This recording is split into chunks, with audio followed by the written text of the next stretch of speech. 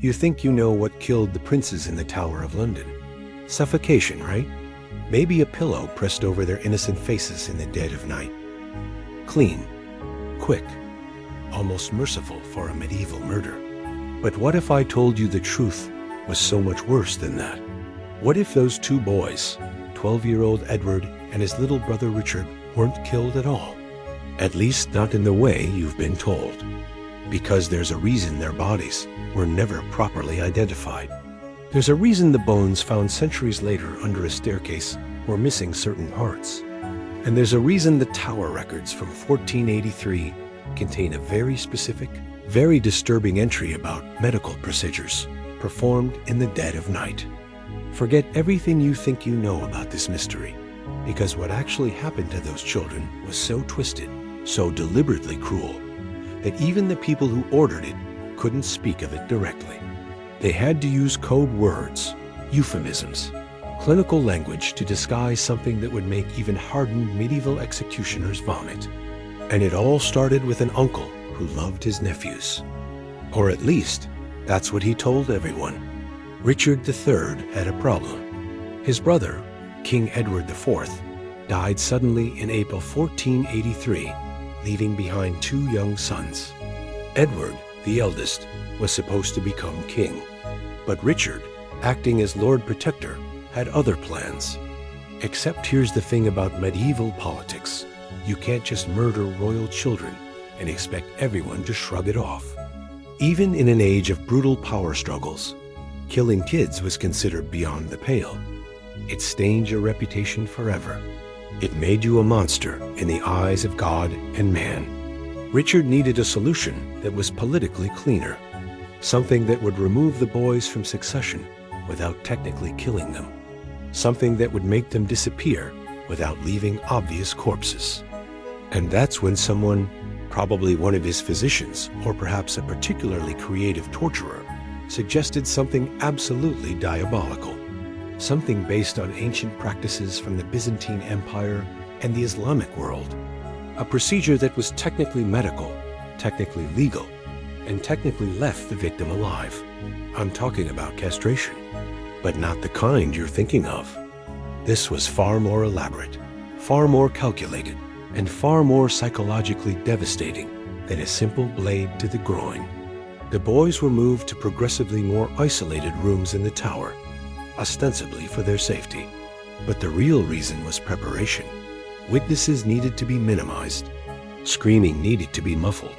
And most importantly, the procedure required specific conditions: warmth, cleanliness, and access to medical supplies that wouldn't raise suspicions if ordered in bulk.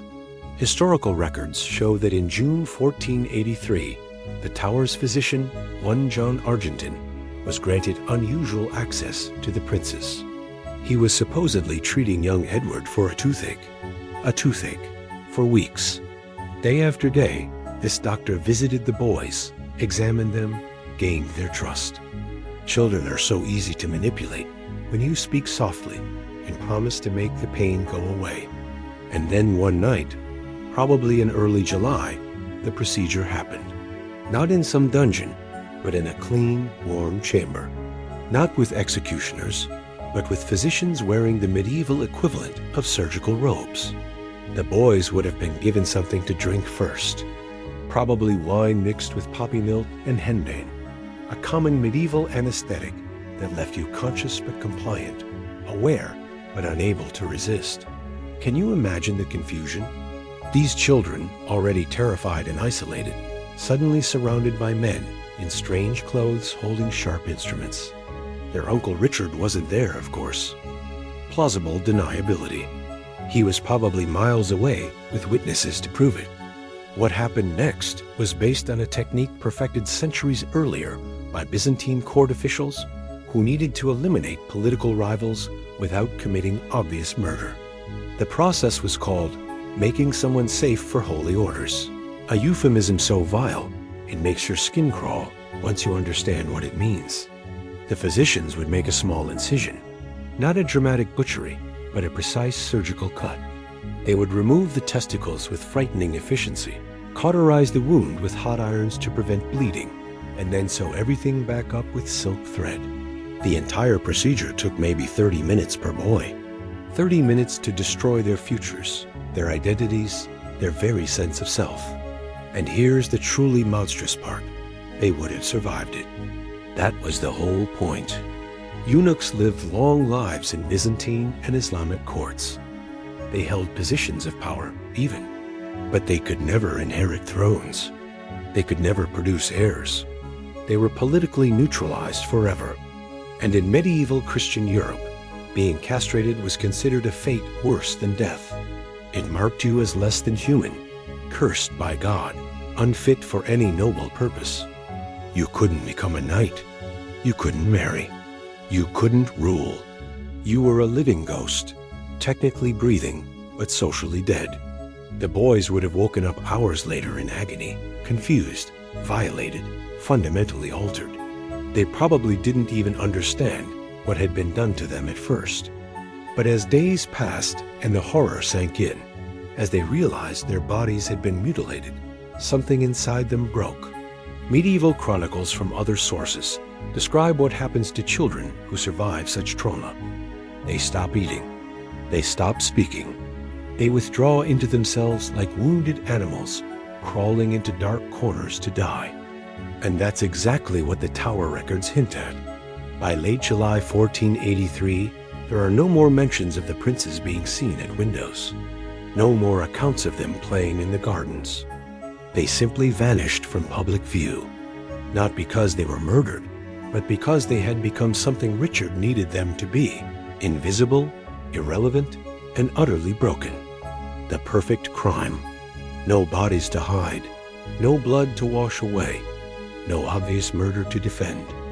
Just two boys who slowly faded from history while still technically alive, locked in rooms that became their tombs long before their hearts stopped beating.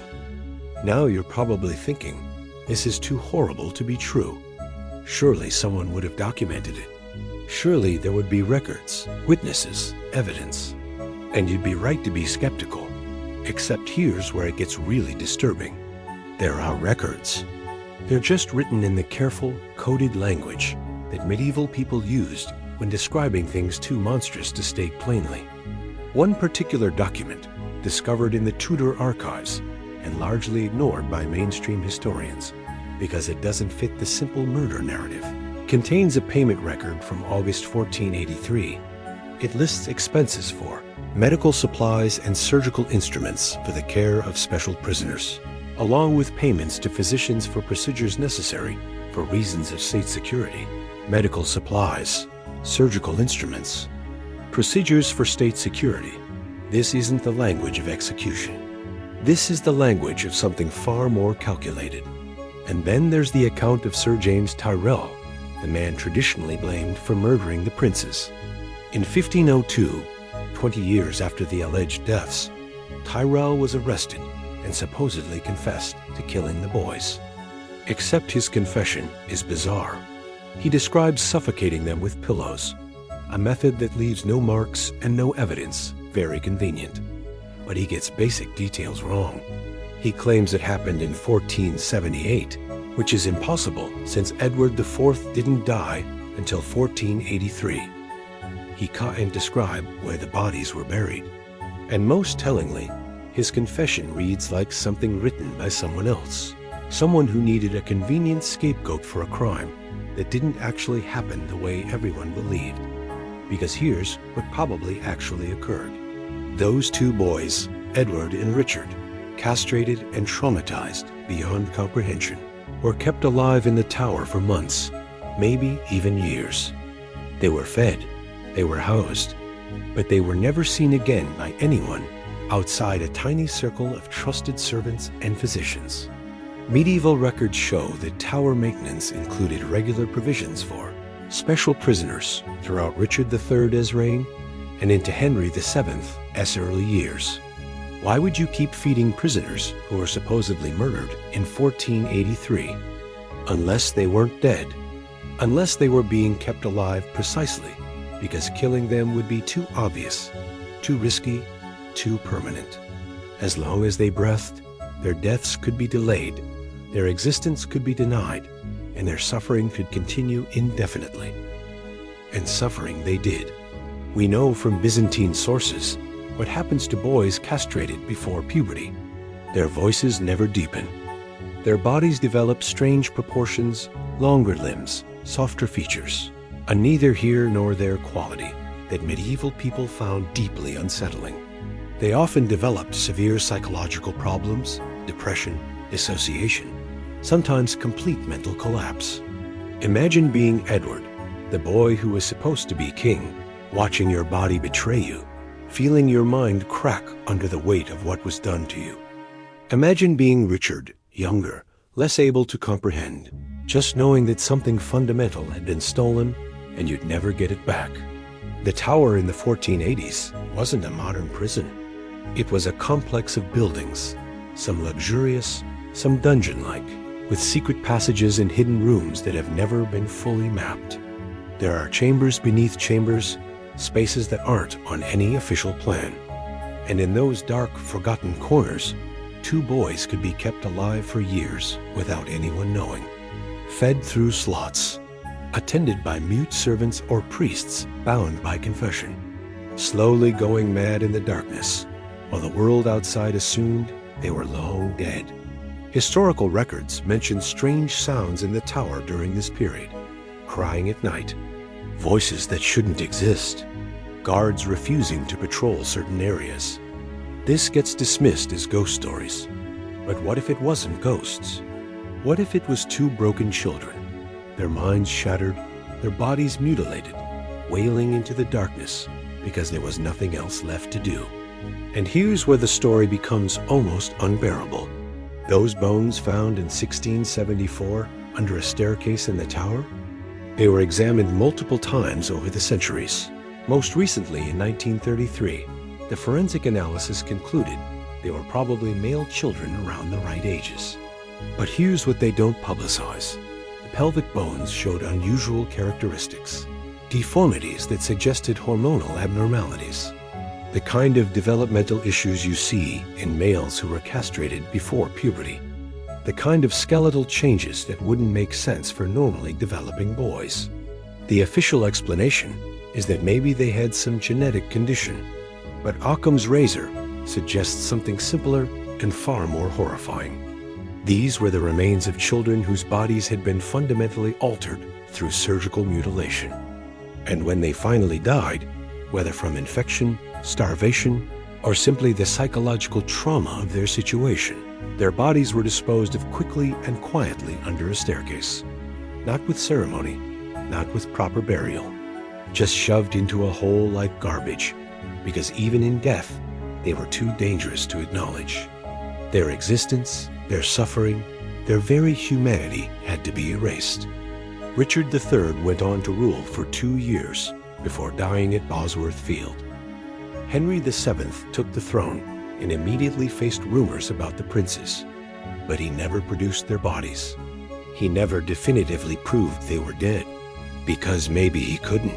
Maybe when his agents investigated the tower, they found something that couldn't be explained, couldn't be admitted, couldn't be made public without revealing a horror so profound it would delegitimize everyone involved. So the story became simple. The princes were murdered, suffocated, quick and clean. A tragedy, but at least a comprehensible one.